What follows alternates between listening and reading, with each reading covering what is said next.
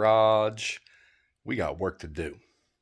We need to change out that evaporative solenoid purge solenoid valve, blah, blah, blah, whatever it is. I'm going to show you what it is because I don't even know how to pronounce it. But it should be pretty easy to switch out. It looks like it's only got 2 bolts and maybe, hopefully them ain't specialty clips that I need a tool for, but we'll see. It is that blue top thing right there. This is the valve that I need to get to change, and you can see there's a screw on.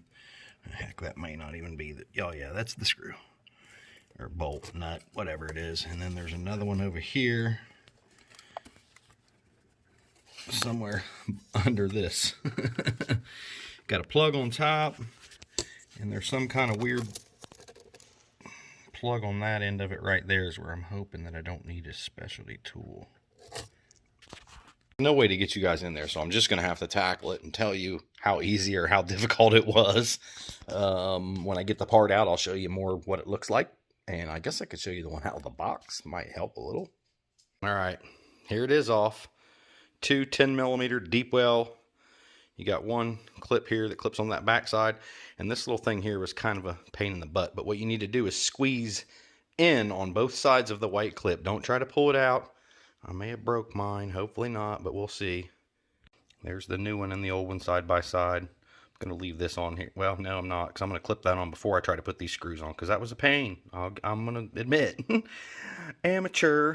Okay, I've pulled the wires, or the heater core hoses out of the way. I think that's what those are anyway. Just so you can see the piece there a little bit easier that's installed. You can see the little white clip down there on the piece. Right there, those two, both sides need to be squeezed in order to pop this off. I was trying all kinds of different junk and it wasn't coming. So we got it in there. I have the battery disconnected right now, so we can clear that code. I won't know for a couple of days if this works or not, because I know that usually those codes won't pop right back up unless it's something real important. So did we get lucky? Will it fix it? Only time will tell. At least it was something simple, easy, and cheap. Never know about some of this stuff, so stay tuned. Keep on trucking.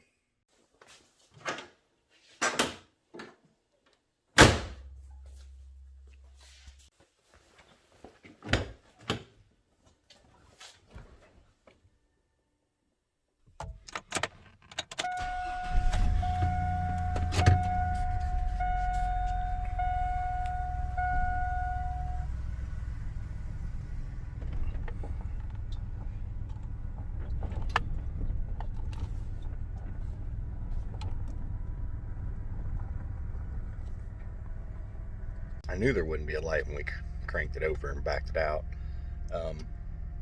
I didn't see any significant change in the way it ran.